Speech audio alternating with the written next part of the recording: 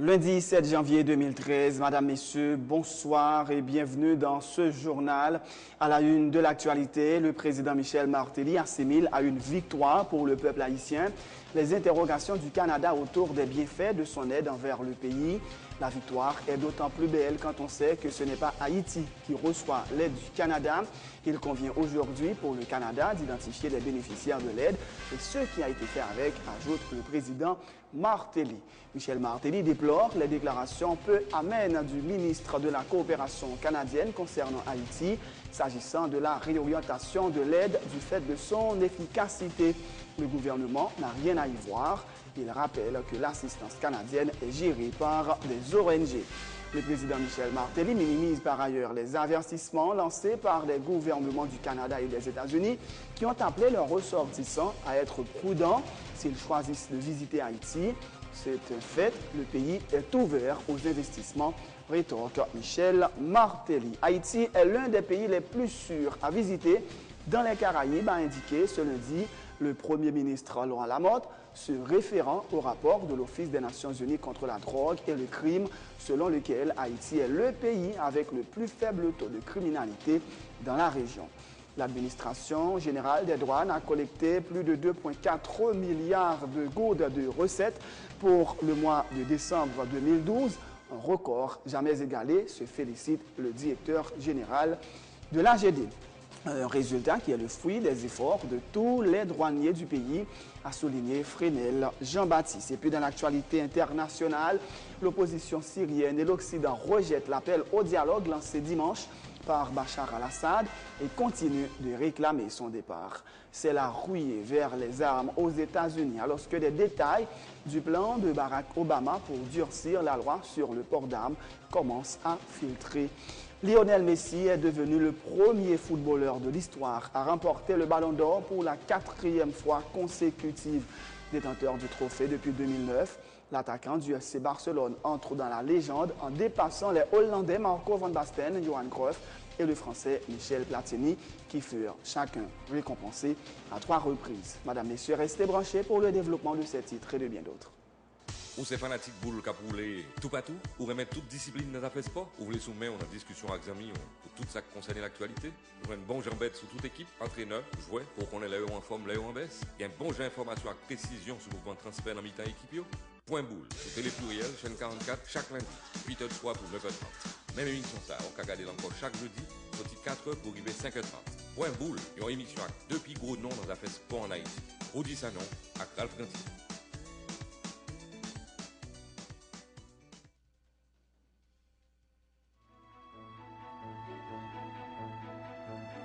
D'abord, nous avons rentré citadelle là, on voit des potes, nous avons des potes originels qui sont là. Sorti quel que soit côté là, vous venez dans le plateau central, dans le département central, c'est bas 16e pour venir baigner. C'est Nicolas, tous sous zone hospitalier et venir ici, moi pense que dans tout pays, nous avons des bagages qui propres à nous-mêmes.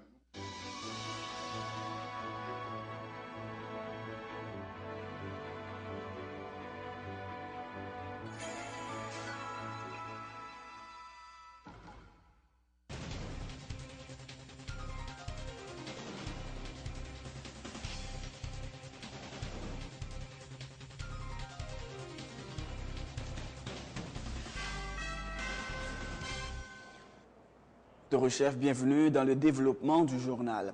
L'ambassadeur canadien en Haïti, Henri-Paul Normandin, défend la position de son gouvernement de geler son aide à Haïti. La coopération avec Haïti est excellente, mais le contexte actuel veut que chaque partie définisse des stratégies pour qu'elles soient encore plus efficaces, a indiqué le diplomate interrogé sur l'éventualité que cette décision du Canada soit motivée par le fait que le gouvernement haïtien avait retiré un permis d'exploitation minière préalablement accordé à une entreprise canadienne. Henri-Paul Normandin fait savoir, nous citons, qu'il ne faut pas chercher des liens là où il n'y en a pas et parle de coïncidence. L'ambassadeur canadien répond aux questions de Marie-Lucie Bonhomme. Nous devons, comme gouvernement canadien, rendre compte du travail que l'on fait et du travail de nos partenaires. Et la même chose du côté haïtien, c'est un partenariat. Vous référez encore aux ONG. Il n'y a pas que les ONG qui sont impliquées dans un programme de coopération. Il y a de nombreux partenaires, dont l'État haïtien. Alors, c'est une responsabilité collective de voir qu'est-ce qui fonctionne, qu'est-ce qui ne fonctionne pas, et de prendre les décisions en conséquence. Nous sommes tous imputables des succès et aussi lorsqu'il y a des échecs également, tant du côté haïtien que du côté canadien, et c'est ça qu'il faut regarder ensemble. C'est le droit du Canada de décider souverainement de sa stratégie de l'aide, de la réorientation de l'aide. C'est une décision qui ne concerne pas qu'Haïti. Mais est-ce que les autorités sont obligées d'être désagréables ou même blessantes en annonçant une telle décision? Bien, écoutez, je pense que ce qu'il faut retenir, c'est l'essentiel de la chose. L'essentiel, c'est qu'on a une excellente relation. Au niveau de la coopération, tous les programmes qui sont déjà mis en œuvre vont continuer, et en ce qui touche l'avenir, on va réfléchir ensemble. Et je reviens à cette question de la responsabilité conjointe et de la responsabilité mutuelle. Nous avons évidemment, nous devons faire un bon travail comme partenaire d'Haïti, et nous sommes imputables également de ce que nous faisons. Et encore une fois, dans les actions qui sont prises, il faut voir le contexte plus large également.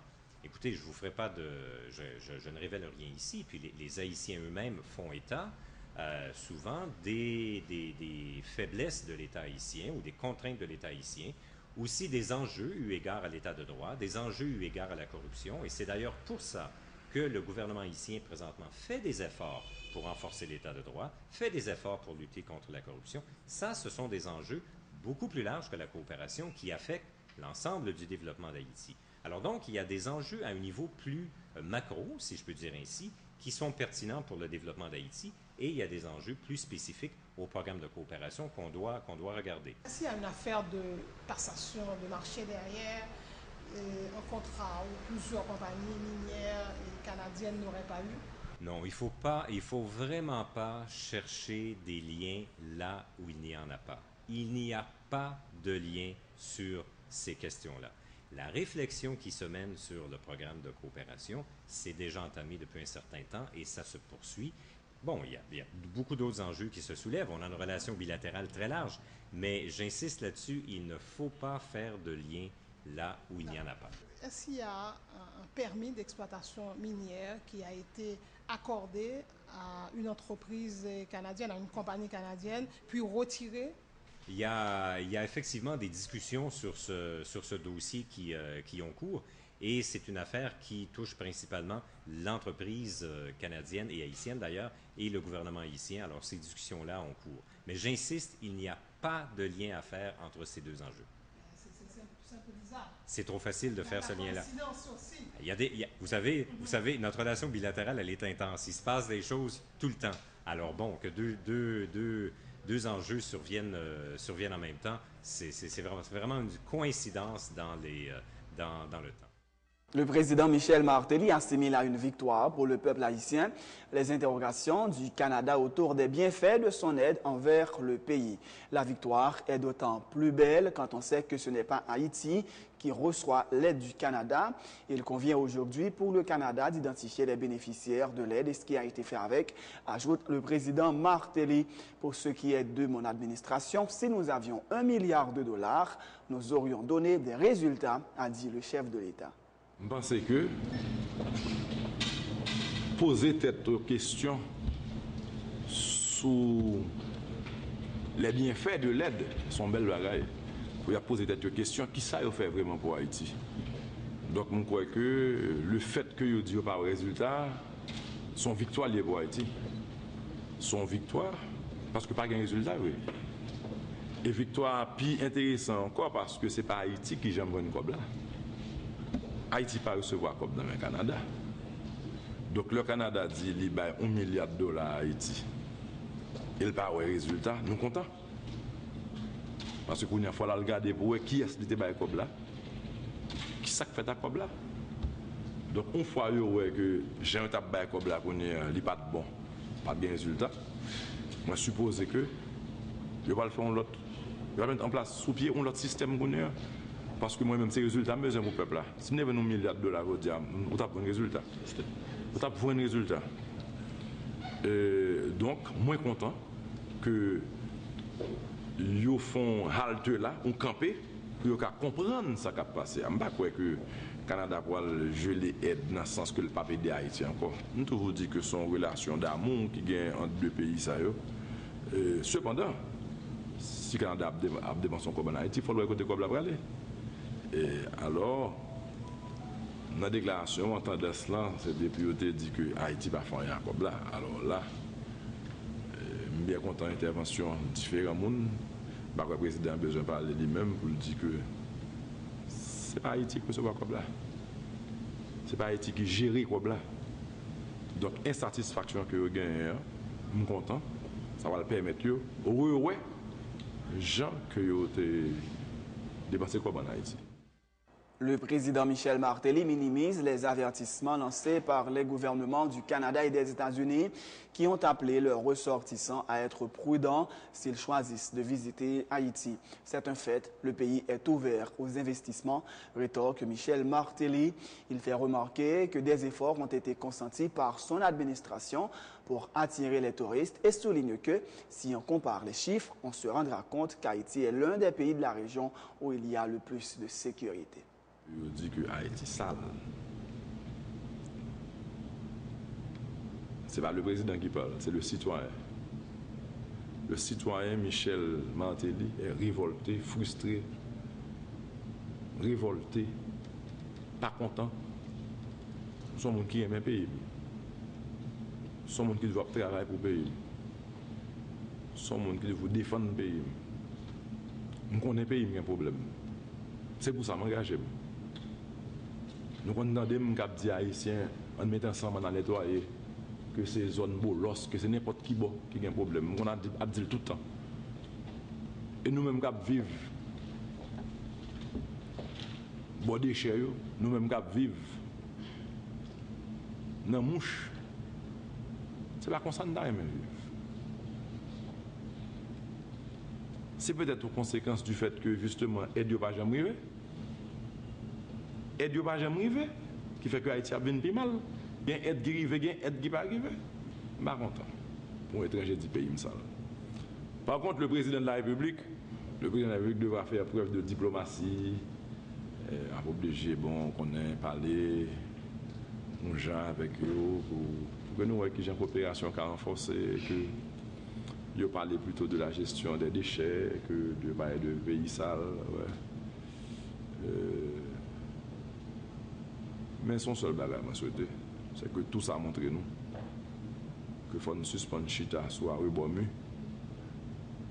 Gros soleil midi, il faut nous moins domino, même les bagage travail dans le pays.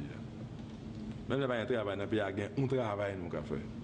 Des comités de quartier, faire des nettoyages.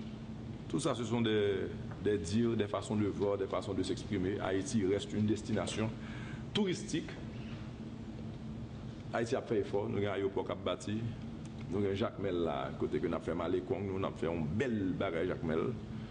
Il y a un pilotel qui a inauguré, il y a des investisseurs qui étaient entrés là le week-end qui sont passés, qui ont regardé qui ont l'île à Vachier, qui ont fait des investissements, ils sont très impressionnés, je crois que nous avons avancé fort là. Caracol continue à avancer, projets sociaux nous à marcher. L'école gratis là a avancé. Ça va avec Monsieur le Président, il mettait un peu de warning sur nous pour faire que le pays va les gens qui mettent warning, ils presque pas expliquer warning. Ouais, parce que Haïti, en fin de compte, l'ordre en chiffre, Haïti, c'est un pays qui a plus de sécurité dans la région. L'ordre en chiffre. Le monde dit on bagage, il dit ça, il dit. Mais l'ordre en chiffre, Haïti, c'est un pays qui a plus de sécurité dans la région. Haïti est l'un des pays les plus sûrs à visiter dans les Caraïbes, a indiqué ce lundi le Premier ministre Laurent Lamotte, se référant au rapport de l'Office des Nations Unies contre la drogue et le crime, selon lequel Haïti est le pays avec le plus faible taux de criminalité dans la région.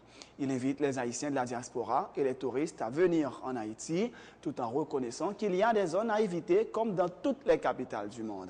La sécurité des touristes est une priorité pour le gouvernement, indique le Premier ministre Laurent Lamotte. On veut dire que Haïti est l'une des destinations les plus sûres à visiter aux touristes, à la diaspora. Bien entendu, il y a des zones, comme dans tous les pays du monde, il y a des zones qui sont légèrement à éviter, des zones à éviter. Ceci, dans toutes les grandes capitales du monde, c'est le cas. Haïti est un pays les plus sûrs à visiter. Les touristes et les investisseurs qui veulent venir en Haïti peuvent le faire de manière tranquille et sans risque. Le gouvernement a pris d'énormes dispositions depuis les 6 derniers mois pour sécuriser ce pays, sécuriser cette capitale. Nous avons le plan de développement de la police qui va doubler l'effectif de 50%. Pour le mois de décembre, on a eu le taux de kidnapping le plus faible des dernières 3 années. 9 kidnappings pour tout le pays. C'est tout qui est plus bas depuis 3 dernières années. Nous travaillons avec le gouvernement américain et le gouvernement canadien pour renforcement de la police nationale d'Haïti. Sécurité touristes, sécurité diaspora qui a visité Haïti, c'est une priorité première pour le gouvernement. Nous avons démantelé plus de 5 réseaux de kidnappeurs, arrêté plus de 80 kidnappeurs, et ceci dans les 8 dernières semaines. Nous avons saisi plus de 20 maisons qui servaient à mettre les victimes des kidnappings. Nous mettons une pression quotidienne, constante sur les réseaux mafieux, les réseaux de crimes organisés. Nous prenons la sécurité des Haïtiens comme des touristes très au sérieux. Nous avons eu plus de 25 réunions de Conseil de sécurité nationale pour rassurer la population, pour rassurer le tourisme, pour rassurer les visiteurs vers Haïti. Le politologue Samuel Madistin estime que le gouvernement haïtien devrait se doter de techniciens pluridisciplinaires pour l'aider à faire face à cette agression qui, dit-il, fait remonter à la surface ce qu'il appelle la problématique de l'aide au sous-développement. Le juriste fait savoir qu'il convient aussi de s'interroger sur l'éventualité que les intérêts du Canada aient été bafoués par une quelconque décision de l'équipe au pouvoir, soulignant que les États n'ont pas d'amis, ils n'ont que des intérêts. D'abord, c'est ce qu'on appelle en sciences politiques la théorie des monstres froids, évoquée depuis Talleyrand. C'est-à-dire les États. C'est depuis Talleyrand.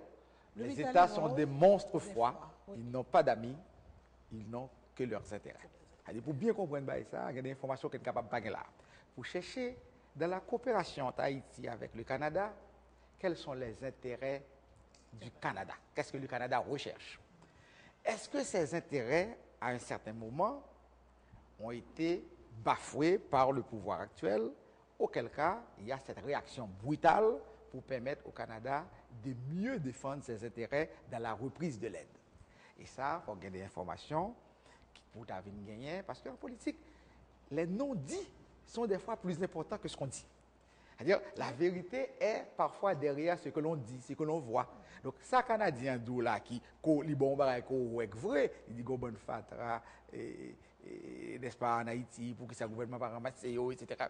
Ouais, donc, il dit ça qui c'est en vérité, mais ça l'a cherché lui-même, il doit derrière fatra, qu'on pas dit, ou entre les lignes, pour analyser, pour aller chercher qu'on est, mais il faut gagner information. Donc, à ce moment-là, il faut qu'on pouvoir capable pour un élevé niveau de réflexion, à un niveau intérêt canadien pour défendre l'intérêt national d'Haïti. Et ça, on a dit dans l'opposition, tout type de problème que Haïti a confronté, aujourd'hui là, un pays qui n'a qu'un fou difficile, côté la fait face à des pratiquement, des actes, pour employer un terme plus politique, plus diplomatique, inamicaux, je dirais. Ça, c'est un acte inamical du ministre canadien. Mais juste avant, mais pour faire face à ça, il faut une équipe de monde dans le ministère des Affaires étrangères, au niveau de la présidence, qui pas chita n'a organisé bal, comme à table, pour Timi qui a fait bal à gauche, a fait bal à droite. Comme si vous avez des problèmes sérieux à adresser qui demande des équipes de techniciens, que ce soit pluridisciplinaires, que ce soit en politique internationale, que ce soit en commerce international, en coopération, et qui pour faire face à ces agressions, à ces attaques d'une part. Deuxièmement, ça remet en question la problématique de l'aide au sous-développement. C'est-à-dire, si le Canada a accordé près de $1 milliard, ils ont même rendu compte que ça n'a pas de résultat, alors que la majorité comme ça, c'est le Canada qui gère. En Haïti, qui a géré des organisations, des ONG, qui a géré les fonds. Alors là, il faut un pouvoir qui peut profiter de ça pour remettre en question la problématique de l'aide. La secrétaire générale du RDNP déplore les propos fracassants du ministre canadien de la coopération internationale, Julian Fantino. Madame Mardiga croit cependant que le gouvernement devrait étudier de nouvelles stratégies pour la reprise de cette aide dont le pays a vraiment besoin. On est capable de dire que l'argent c'est pour vous, ou bailler, ou pas bailler. Ensuite, il y a des critiques que le ministre a dit. Même si ça fait nous mal, cependant, il faut que nous reconnaître que c'est vrai. C'est-à-dire que son réquisitoire, son levé campé que le fait contre gestion que le gouvernement a fait de l'argent que Bali quitte l'argent canadien, américain ou bien européen. Donc, ça c'est depuis 2006. Depuis 2006, il y a $1 milliard. Autrement dit, tout gouvernement passé, il a gagoté avec l'argent que le Canada baille. Donc, le bilan, on n'est pas capable de contester. Mais c'est la manière.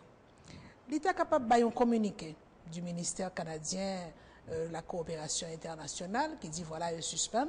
Donc, il y a un communiqué pour dire que les Canadiens ne peuvent pas venir en Haïti. Les Américains ont un communiqué pour dire que Américains et Américains d'origine haïtienne ne peuvent pas venir en Haïti. Mais tant qu'on dit tout à l'heure, effectivement, c'est le ton. Ça qui frappe moi-même, c'est d'abord le ton. Pour qui ça, on dit que il y a un chômage en Haïti, mais voyez 1 million de gens ramasser fatra. C'est ça, je l'ai dit, par exemple. Ça, c'est choquant. Ensuite, un deuxième bagaille, haïtien qui est sensible sur ça, c'est rapport avec la République dominicaine. Regardez, voisins, la République dominicaine, ils ont rangé affaires plus bien, et que nous-mêmes, nous sommes capables de continuer à aider nous avec la République dominicaine. Cela dit, moi, je crois que là encore, tout à l'heure, on a parlé de coïncidence, de accumulation. En quelques jours, on gagne Américains, Canadiens et Yahoo Voyage qui dit qu'on n'a pas venu. Le gouvernement trouvé nécessaire pour un communiqué pour dire que Haiti is still open for business. Mais ce sont des mauvais signaux. Et qu'on y a le fait que Canada suspend aide qui en bonne partie a passé par les ONG, ça veut dire que vraiment Haïti sur la liste noire au point de vue touristique, au point de vue investissement, au point de vue assistance. Qu'on y a quoi que Mounio faut que c'est pas par un communiqué, un simple communiqué ou les déclarations de la ministre des Finances qui dit que l'agence n'a pas budgétisé. Il faut que nous-mêmes Haïtiens qui ça n'a fait nous-mêmes comme alternative pour que l'aide la reprenne. Parce que malheureusement, nous avons besoin d'aide étrangère là. Et on croit que son bac que nous fait avec ces déclarations, décision que l'Amérique du Nord, dans son ensemble, les prend, et son bac plus difficile pour nous, c'est un nouveau défi à relever. Comment faire en sorte que nous rétablissions l'aide internationale? Comment faire en sorte que touristes viennent en Haïti? Richard Morse a mis fin à sa collaboration avec le gouvernement haïtien. C'est le 26 décembre dernier que le chanteur du groupe RAM a annoncé sa décision de démissionner comme conseiller spécial du chef de l'État sur son compte Twitter. Richard Morse est le cousin de Michel Martelly. Sans transition, l'administration générale des douanes a collecté 2 402 077 543 gourdes et 66 centimes de recettes pour le mois de décembre 2012. Un record jamais égalé, se félicite le directeur général des douanes. Ce résultat est le fruit des efforts de tous les douaniers du pays, a souligné Fresnel Jean-Baptiste. De nouvelles mesures du comité interministériel, a-t-il dit, seront adoptées cette année dans le cadre de la lutte contre la contrebande, la fraude, la corruption, tel le déploiement de brigades illégal à travers le pays et le contrôle interne douanier. Le comité interministériel est composé de l'AGD, de la DGI, de l'ICREF, de l'ULCC et des parquets de la République. Le directeur général de l'AGD, Frenel Jean-Baptiste. Nous avons dit pour le mois de décembre 2012, là, la douane est rentrée 2 milliards 402 millions 77 543 gouttes 66, soit plus grand record de recettes que la douane rentrée dans toute histoire. C'est la première fois que la douane rentrée tout comme ça. Et je profite tout pour me féliciter tout le monde qui t'a aidé nous, tout artisan de rentrer record ça. On a parlé d'abord de tous les douaniers. Douaniers qui sont dans le bureau, douaniers qui ont des aires de contrôle et surtout douaniers qui interviennent dans des brigades, qui interviennent dans des bureaux côté que situation réellement difficile. On va regarder à Malpass, on va regarder à Belader, c'est presque des gens qui sont dans la guerre. À Belader, douaniers qui travaillent là, c'est des gens qui sont dans la guerre. On remercie tous les douaniers et nous pas oublier tout comité de lutte interinstitutionnelle composé de plusieurs entités telles que l'ULCC, la DGI, les parquets, l'UCREF, bien entendu l'administration générale des douanes, qui encadrent nous tous dans le cadre de lutte ça, et les structures étatiques tout en cours, et le ministère des Finances, la primature et la présidence qui derrière nous dans la lutte ça.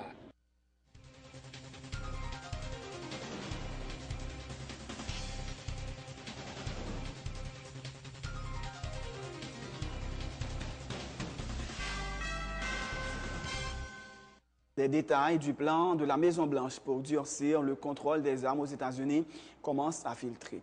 Selon The Washington Post, le chef de l'État serait prêt à aller plus loin qu'une simple interdiction des armes d'assaut, mais voudrait exiger une vérification globale sur l'identité de tout individu voulant se procurer une arme. Entre-temps, c'est la rouillée vers les armes au pays de l'oncle Sam. Marie-Lucie Bonhomme, reportage. Les premiers détails du plan de la Maison-Blanche pour durcir la loi sur les armes commencent déjà à circuler. Après le drame de Newtown, le président Barack Obama s'était dit favorable à un retour de l'interdiction des armes d'assaut. Mais selon le Washington Post, il serait prêt à aller plus loin. Barack Obama envisagerait même d'exiger une vérification globale sur l'identité des acheteurs. Ce durcissement envisagé par Barack Obama après la tuerie de Newtown, fait exploser la vente d'armes dans un pays où les habitants sont habitués à avoir leurs propres moyens de défense. Ils ont peur de perdre le droit de posséder des armes, de perdre le second amendement, dit ce vendeur. Donc ils en achètent en espérant qu'ils pourront les conserver si Obama change la loi. Actuellement, aux États-Unis, aucune vérification n'est faite quand une arme est vendue par un particulier sur Internet. De plus en plus de personnes achètent des armes sur la toile au pays de l'oncle Sam. Généralement, des fusils d'assaut comme ceux utilisés par le tueur de l'école de Sandy Hook. Plusieurs tueries ont ébranlé les États-Unis l'an dernier, mais l'on retiendra particulièrement celle qui a fait 26 morts, dont 20 enfants, le 14 décembre dernier. L'opposition syrienne et l'Occident rejettent d'une seule voix l'appel au dialogue national lancé dimanche par le président syrien Bachar al-Assad. Al-Assad doit partir, c'est ce que demandent Washington, Londres, Ankara et l'Union européenne, entre autres, 22 mois après le début d'un conflit qui a déjà fait plus de 60 000 morts, selon une estimation de l'ONU. Aucun signe de sortie de crise n'apparaît à l'horizon. Marie-Lucie Bonhomme, reportage. Acclamé par une foule de partisans au théâtre de Damas pour son premier discours depuis 7 mois, Bachar al-Assad et son appel au dialogue national ont à la fois été rejetés par des réfugiés de la guerre, l'opposition et leurs partenaires occidentaux. Ici, dans ce camp de déplacés syriens en Jordanie, c'est un signe de mépris que cette femme brandit une chaussure en direction du poste de télé qui retransmettait le discours d'al-Assad. Dans ce camp, les réfugiés sont quasi unanimes à réclamer son départ. Bachar, il parle, il ne fait que parler. S'il disait vrai, on n'aurait pas perdu nos maisons, il n'aurait pas bombardé nos maisons et tué nos enfants. C'est à cause de lui que nous sommes désormais éparpillés dans plusieurs pays. Celui qui appelle à une solution politique devrait commencer par arrêter les raids aériens. Il devrait arrêter de tuer des civils. Il cherche à nous berner, mais nous refusons son discours. L'opposition, elle aussi, rejette l'appel au dialogue national du chef de l'État, dont elle réclame la démission. Les Syriens refusent tout dialogue. Bachar el-Assad propose un dialogue parce que l'étau se resserre sur son régime. À présent, l'opposition et l'armée syrienne libre ont assiégé de nombreuses bases militaires ainsi que des aéroports civils. Le régime s'affaiblit et il finira par tomber. Pour les États-Unis, le discours d'Al-Assad prouve qu'il est déconnecté de la réalité. Le ministre turc des Affaires étrangères dénonce un discours qui va au-delà de l'hypocrisie, alors que le ministre Ahmed Davutoglu appelle les Nations Unies à agir pour faire partir le président syrien.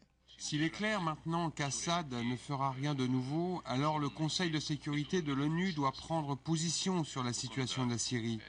La première décision doit concerner la distribution de l'aide aux Syriens. David Cameron de l'Angleterre est catégorique. Al-Assad n'a rien à faire au pouvoir. Mon message pour Assad est partez. Il a une quantité phénoménale de sang sur les mains. 60 000 personnes ont été tuées en Syrie. J'ai rencontré des réfugiés quand je suis allé dans un camp à la frontière jordanienne. Les histoires qu'ils m'ont racontées étaient choquantes. Ils ont été obligés de quitter leur maison, leur ville. Ils ont été bombardés, se sont fait tirer dessus et ont même parfois été poignardés. Après 22 mois de guerre civile en Syrie et plus de 60 000 morts, il n'y a toujours aucune perspective de sortie de crise.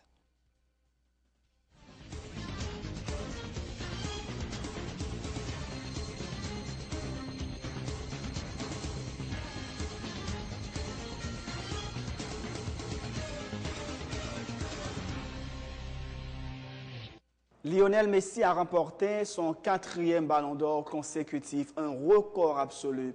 Auteur de 91 buts cette année, l'Argentin a surclassé pour la 3e année de suite ses poursuivants avec 41% des voix. Le Portugais Cristiano Ronaldo termine 2e avec 33% et son coéquipier au Barça, Andrés Iniesta, complète le podium. Du côté des dames, c'est l'Américaine Abby Wambach qui a été couronnée meilleure joueuse de l'année 2012 et le prix du meilleur entraîneur de l'année est revenu au technicien espagnol Vicente Del Bosque, champion d'Europe avec la Roja. De Zurich, nous irons en Espagne où s'est joué ce week-end la 18e journée de la Liga. Victoire écrasante du FC Barcelone aux dépens de l'Espagnol, défait 4-0. Et bien évidemment, les résultats de la NBA, la page sportive du journal, c'est avec Samuel Bellegarde. Lionel Messi vient d'entrer un peu plus dans le panthéon du football mondial en décrochant ce lundi son 4e ballon d'or d'affilée. L'attaquant du Barça devient à 25 ans seulement l'unique joueur à avoir reçu autant de fois cette distinction individuelle. Avec 41% des votes, l'Argentin devance Cristiano Ronaldo 23%, champion d'Espagne avec le Real Madrid, et Andrés Iniesta 10%, pourtant sacré champion d'Europe avec l'Espagne. Meilleur buteur en match officiel de l'histoire du FC Barcelone avec 233 buts, meilleur buteur de l'histoire de la Ligue des Champions en une saison avec 14 buts, et meilleur buteur sur une année civile avec 91 réalisations. Aucun record n'a résisté cette saison à celui qui est définitivement le meilleur joueur du monde. Outre le FIFA Ballon d'Or, d'autres récompenses ont été décernées au cours de ce gala organisé au Congrès House de Zurich. Sacré champion d'Europe avec l'Espagne le 1er juillet dernier, Vicente Del Bosque a reçu le prix du meilleur entraîneur de l'année. Le sélectionneur de la Roja devant José Mourinho et Pep Guardiola. L'attaquant de Fenerbahçe, Miroslav Stoch, a reçu le prix Puskás qui récompense le plus beau but de l'année. Sacré championne olympique l'été dernier avec les États-Unis, Abby Wambach a quant à elle été élue meilleure joueuse de l'année 2012. En Espagne, cependant, s'est tenue ce week-end la 18e journée de la Liga et le FC Barcelone a démarré la nouvelle année avec le même brio qu'il avait terminé 2012. Pour le derby catalan, les Blaugrana ont humilié l'Espagnol de Barcelone 4-0 dans un match à sens unique pour ainsi offrir un beau cadeau à leur coach Tito Villanova de retour sur le banc. Après l'ouverture du score de Xavi, le Barça déroule les marques de but en à peine 10 minutes, tous deux inscrits par Pedro Rodriguez. Messi s'est lui chargé de conclure en signant sur penalty son 27e but en Liga, son premier en 2013.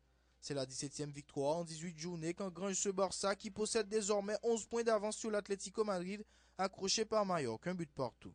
Par ailleurs, en Angleterre se jouait le 3e tour de la FA Cup et Manchester United n'a pu faire mieux qu'un match nul de 2 buts partout sur la pelouse de West Ham.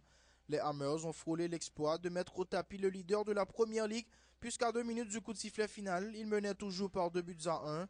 Mais encore une fois, c'est l'attaquant néerlandais Robin van Persie qui a anéanti leurs espoirs en égalisant sur une jolie reprise du gauche. Toutefois, les deux équipes devront rejouer la rencontre, cette fois à Old Trafford, pour connaître qui des deux va se qualifier.